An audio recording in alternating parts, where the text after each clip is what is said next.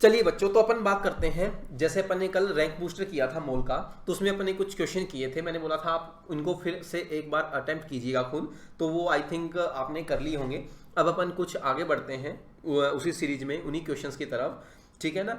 तो अब अपन देखते हैं कि ये नेक्स्ट क्वेश्चन जो है अपना मोल कंसेप्ट का अपन रैंक बूस्टर कर रहे थे, उसमें ये है अपने पास एक गैसियस हाइड्रोकार्बन, ठीक है। एक गैसियस हाइड्रोकार्बन है। हाइड्रोकार्बन का मतलब क्या होगा कि एक ऐसा कंपाउंड जिसमें क्या होगा, कार्बन एंड हाइड्रोजन होगा। पहली बात तो ये, upon combustion gives 0.72 gram of water. Combustion का मतलब क्या होगा कि उसकी ऑक्सीजन के साथ रिएक्शन होगी। Very good. तो उसमें अपने को क्या मिलेगा, वाटर एंड CO2। तो उसने बोला इतना आपको वाटर मिला एंड 3.08 ग्राम आपको क्या मिला, CO2 गैस मिली है। तो उसका इंपेरिकल फॉर्मूला अपने को फाइंड करना है। चलिए अब अपन देखते हैं। लेट्स से जो अपन ने हाइड्रोकार्बन है ना, मैंने बोला कि हाइड्रोकार्बन जो है वो आपने कुछ जनरल फॉर्मूला ले लिया कि वो हाइड्रोकार्बन है CXHY, ऐसा कुछ हाइड्रोकार्बन है, ठीक है। इसकी रिएक्शन करवाओगे O2 के साथ, यानी कि कंबशन करवाना है। तो जब भी किसी हाइड्रोकार्बन का कंबशन करवाते हैं तो आपको पता है अपने को दो प्रोडक्ट मिलते हैं। एक तो मिलता है CO2 एंड सेकेंड अपने को जो प्रोडक्ट मिलेगा वो क्या मिलेगा, H2O, ठीक है। अब बात करते हैं कितना CO2 मिला और कितना H2O मिला। इसने क्वेश्चन में अपने को डायरेक्ट दे रखा है कि कितना H2O मिला। इसने बोला है कि ये CO2 जो मिला है वो है 3.08 ग्राम, और जो वाटर मिला है वो कितना मिला अपने को, 0.72 ग्राम। अब इसकी अगर अपन थोड़ा सा रिएक्शन की बैलेंसिंग की तरफ जाएं तो अब अपन देखेंगे कि हाइड्रोकार्बन का जो कार्बन है, इस हाइड्रोकार्बन का कितने कार्बन है, X। तो आपको यहाँ पे CO2 भी कितना मिलेगा, X मिलेगा, ठीक है। CO2 कितना, X। अब इसमें हाइड्रोकार्बन में Y जो हाइड्रोजन है वो यहाँ पे कितना मिलेगा, H2O की फॉर्म में। तो इसको बैलेंसिंग के लिए अपन लिख सकते हैं कितना, Y/2। अब अगर आप देखोगे कि CO2 और H2O, तो CO2 और H2O का अगर अपन रेशियो लिखें, मोल का रेशियो, तो वो कितना मिलेगा रेशियो अपने को, X रेशियो CO2 का कितना, X रेशियो H2O कितना, Y/2। तो H2O कितना है, Y/2। और ये अगर यहाँ पे अपन मोल का रेशियो लिखना चाहें तो CO2 कितना आएगा, 3.08 अपॉन इसका मोलर मास कितना, 44, और H2O कितना 0.72 डिवाइडेड बाई H2O कितना 18। तो अपन 80 को मल्टीप्लाई कर देते हैं इधर, ठीक है। ये हो गया। तो इसको अगर अपन सॉल्व करें तो ये कैंसिल आउट होगा, ये कैंसिल आउट होगा, तो ये वैल्यू तो आ जाएगी कितनी, 7, और ये वैल्यू कितनी आ जाएगी, 4, ठीक है। तो इसको अगर अपन थोड़ा और सॉल्व लिखें तो X रेशियो Y जो आ जाएगा वो अपने पास कुछ इस तरीके से आ जाएगा 7, और ये 2 इधर मल्टीप्लाई में आ जाएगा 7/8, यानी कि 7/8। अब ये अपने पास आ गया X रेशियो Y 7/8। तो क्या अब अपन इंपेरिकल फॉर्मूला बता सकते हैं उस कंपाउंड का कितना है, वो अपन ने इनिशियली एज्यूम किया था कितना, CXHY। तो इसका मतलब इसका जो इंपेरिकल फॉर्मूला आ जाएगा वो कुछ इस तरीके से आ जाएगा, C7Y हाइड्रोजन कितना था, तो Y, तो इसका इंपेरिकल फॉर्मूला आ गया C7H8, ठीक है। तो इस क्वेश्चन में अपने क्या क्या चीजें पढ़ी हैं जो अपने काम की हैं, ठीक है। तो वो अपने पढ़ा यहाँ पे कंबशन ऑफ हाइड्रोकार्बन। तो यहाँ पे आपको कंबशन ऑफ हाइड्रोकार्बन पता होना चाहिए कि कंबशन होगा तो आपको दो प्रोडक्ट मिलेंगे, CO2 एंड H2O। फिर दूसरी बात यहाँ पे आपको पता होना चाहिए कि हाइड्रोकार्बन की अगर कंबशन की रिएक्शन है तो उसकी अपन बैलेंसिंग कैसे करते हैं, ठीक है। तो ये दो चीजें हैं अपने पास, तो ये दोनों आपको आनी चाहिए। अब इससे अपना हाइड्रोकार्बन के कंबशन का कॉन्सेप्ट रिवीजन हुआ, इंपेरिकल फॉर्मूला कैसे फाइंड करते हैं ये अपन ने सीखा इससे, ठीक है। चलिए अब अपन करते हैं नेक्स्ट क्वेश्चन। चलिए बच्चों, तो नेक्स्ट क्वेश्चन अपन देखते हैं, ठीक है ना। तो आप पहले इसको खुद अटेम्प्ट कीजिएगा, सॉल्यूशन आप बाद में देखना कि किस तरीके से करना है अपने को इसको, ठीक है ना। तो ये क्वेश्चन पहले अपन देखते हैं, रीड करते हैं इसको कि क्वेश्चन में क्या गिवन है, ठीक है। क्वेश्चन में अपने को पहले दिया हुआ है कि 4 ग्राम मिक्सचर है किसका, कैल्शियम कार्बोनेट का, यानी कि CaCO3 का और SiO2 का, ठीक है। इन दोनों का मिक्सचर है।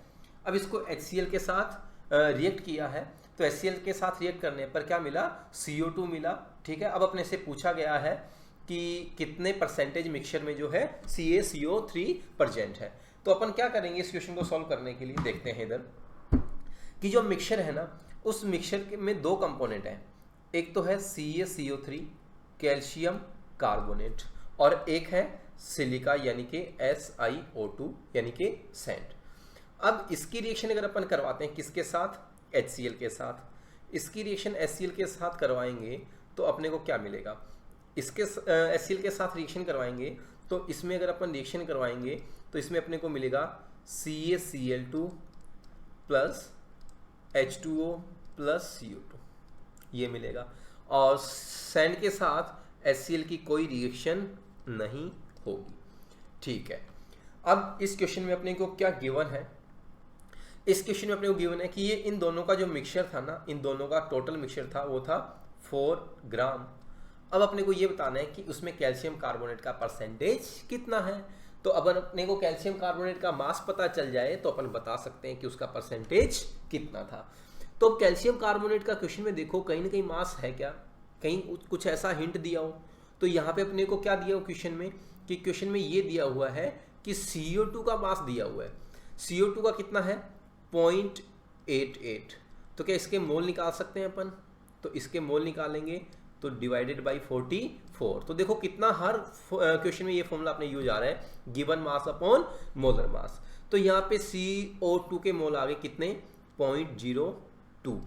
अब CO3 के मोल बता सकते हो स्टैक्योमेट्री से कि इन दोनों का जो रेशियो है वो कितना है, CaCO3 और CO2 का 1:1, यानी कि दोनों के मोल क्या है 1:1 में, यानी कि इक्वल है। तो अगर अपन लिखना चाहें मोल ऑफ CaCO3 तो वो भी कितने आएंगे 0.02।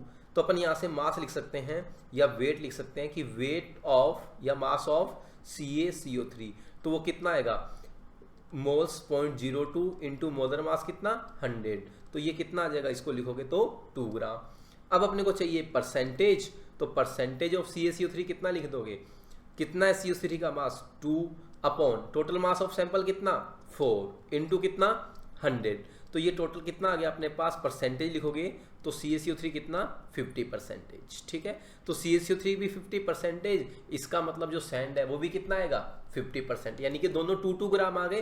तो 2 ग्राम सैंड CaCO3 और 2 ग्राम सैंड, तो ये आ गया 50% इस तरीके से। ठीक है, तो ये मिक्सचर का क्वेश्चन बनता है यूजिंग स्टैइक्योमेट्री। तो दोनों अपने पास प्रैक्टिस हो गई इस क्वेश्चन में, स्टैइक्योमेट्री भी और दूसरा कि मिक्सचर का क्वेश्चन अपने को कैसे सॉल्व करना है। तो आप इन क्वेश्चंस को अच्छे से प्रैक्टिस कीजिए एक बार, ठीक है, खुद से क्वेश्चंस कीजिए, फिर उनको एक बार अच्छे से बिना देखे बिना सॉल्यूशन देखे आप खुद से अटेम्प्ट कीजिएगा। तो देखना कि इस चैप्टर का हर एक कॉन्सेप्ट जो है अपन ने मोल कॉन्सेप्ट का रिवाइज अपन ने इन क्वेश्चंस के थ्रू कर लिया है। ठीक है, चलिए तो अपन नेक्स्ट क्वेश्चन स्टार्ट करते हैं। वो क्या गिवन है अपने को, ठीक है, तो ये है कंसंट्रेशन टर्म का क्वेश्चन है। ये भी बार बार अक्सर क्वेश्चन एग्जाम में रिपीट होता रहता है। कंसंट्रेशन टर्म का क्या गिवन है, क्या कैलकुलेट करना है। सबसे पहले तो अपने को कैलकुलेट करना है मोलैरिटी ऑफ सॉल्यूशन। ठीक है, मोलैरिटी कैलकुलेट करनी है तो मोलैरिटी के लिए अपने को जो है फॉर्मूला अपने को पहले पता होना चाहिए मोलैरिटी का, कि मोलैरिटी का क्या फॉर्मूला है। तो मोलैरिटी का फॉर्मूला ये है अपने पास कि मोल ऑफ सॉल्यूट, ठीक है, मोल ऑफ सोल्यूट, ठीक है, आई होप कि ये फॉर्मूला सबको आता होगा। Mole of solute upon volume of solution, ये ध्यान देना वॉल्यूम ऑफ सॉल्यूशन है, और ये अगर सॉल्यूशन किस में है ml में, तो यहाँ पे फिर अपन कितना लिखते हैं इनटू 1000। तो ये देखो अब ये अपने पास फॉर्मूला है। अब इस फॉर्मूले के लिए देखो अपने को क्या क्या चीज़ों की रिक्वायरमेंट है। तो सबसे पहले तो अपने को चाहिए मोल ऑफ सोल्यूट। तो अपन क्वेश्चन से ढूंढ के लाते हैं कि मोल ऑफ सोल्यूट कहीं अपने को मिल सकते हैं क्या। मोल ऑफ सोल्यूट देखते हैं सोल्यूट यहाँ पे अपने को बोला है यूरिया सॉल्यूशन, तो मतलब यूरिया सोल्यूट है। तो यूरिया के अपने को मोल कहीं भी गिवन नहीं है बट मास गिवन है। चलिए तो मोल ऑफ सोल्यूट निकालते हैं, एन ऑफ सोल्यूट। तो मास से मोल निकालना, देखो कितना यूज आ रहा है अपने पास। गिवन मास कितना, गिवन मास यहाँ पे है urea solute 120 gram divided by molar mass of urea कितना 60, जो कि क्वेश्चन में अपने को गिवन है। तो ये मोल तो कितने आ गए 2, तो वेरी गुड। तो यहाँ पे मोलैरिटी के फॉर्मूले में अपन पुट करते जाते हैं। मोल ऑफ सोल्यूट तो कितने आ गए 2, ठीक है। अब उसके बाद अपन देखते हैं वॉल्यूम ऑफ सॉल्यूशन। तो क्या कहीं अपने को वॉल्यूम ऑफ सॉल्यूशन गिवन है, नहीं, वॉल्यूम ऑफ सॉल्यूशन गिवन नहीं है। अब अपने को क्या गिवन है कि 120 ग्राम यूरिया मिक्स किया किसमें 1000 ग्राम ऑफ वाटर में। तो यहाँ से अपन एक चीज तो निकाल सकते हैं कि सॉल्यूशन का जो वेट है वो कितना होगा या मास कितना होगा ना। तो ये अपन लिख सकते हैं कि वेट ऑफ सॉल्यूशन। तो वेट ऑफ सॉल्यूशन कितना लिखोगे भाई? वेट ऑफ सॉल्यूशन अपन लिख सकते हैं सोल्यूट कितना 1000 ग्राम वाटर सॉल्वेंट था, 120 ग्राम यूरिया था, ठीक है। तो 1000 अपॉन 120, 1000 प्लस 120, ये तो वेट आ गया। अब अपने को चाहिए वॉल्यूम। तो वॉल्यूम क्या होता है? Mass upon density. तो वॉल्यूम होगा वेट अपॉन डेंसिटी। तो यानी कि अपने को डेंसिटी भी गिवन है, तो ये आएगा 1120 अपॉन डेंसिटी कितनी गिवन है? 1.15, ठीक है। तो ये अपने को वैल्यू दे दी। अब इसकी वैल्यू अगर वॉल्यूम की आप यहाँ पे पुट कर दोगे तो ये वॉल्यूम अपने को ml में मिल गया। वो वॉल्यूम ml में कितना मिला अपने को, देखिए ध्यान से। वो कैसे निकाला आपने? पहले तो ये देखो कि वॉल्यूम अपने को क्वेश्चन में डायरेक्ट गिवन नहीं था। तो डायरेक्ट गिवन नहीं था तो अपन ने कैसे कैलकुलेट किया? वेट ऑफ सॉल्यूशन निकाल लिया। वो वेट ऑफ सॉल्यूशन कैसे आया? वेट ऑफ सॉल्यूशन आया कितना? सोल्यूट प्लस सॉल्वेंट, ठीक है। अब अपने डेंसिटी गिवन थी तो डेंसिटी से डिवाइड कर दिया। तो बिल्कुल बेसिक चीज है। अब इसको अपन लिख देते हैं कि यहाँ पे कितना वॉल्यूम पुट कर दो, 1120, ये अपॉन 1.15 था तो ये मल्टीप्लाई हो जाएगा 1.15 इंटू कितना 1000, ठीक है। तो ये अपने पास आ गया। तो इसको अगर अपन सॉल्व करें तो यहाँ से अपन कैलकुलेट कर सकते हैं कि ये जो वैल्यू आएगी अपने पास वो कितनी आ जाएगी। मोलैरिटी का फॉर्मूला अपने पुट किया। अब इसकी वैल्यू देखते हैं अपन कि कितनी आएगी, ठीक है। तो इसको करिए कैलकुलेट कितनी आएगी।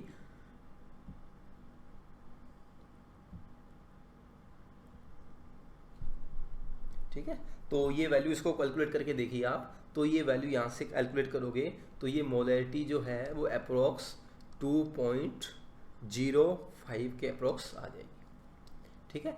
तो ये क्वेश्चन जो था अपने पास, इसमें अपने को क्या कैलकुलेट करना था? मोलैरिटी कैलकुलेट करनी थी। मोलैरिटी के लिए अपन ने क्या किया, ठीक है, moles of solute upon volume of solution. वो क्वेश्चन में जैसे भी अपने को रिक्वायरमेंट है वो कहीं ना कहीं दिए होंगे, उसके अकॉर्डिंग अपन कहीं ना कहीं क्वेश्चन में उनको पुट कर देंगे और अपन आंसर ले आएंगे। तो ये मोलैरिटी या कंसंट्रेशन टर्म है, ये इंपॉर्टेंट टर्म्स है, इन पे क्वेश्चन आता रहता है।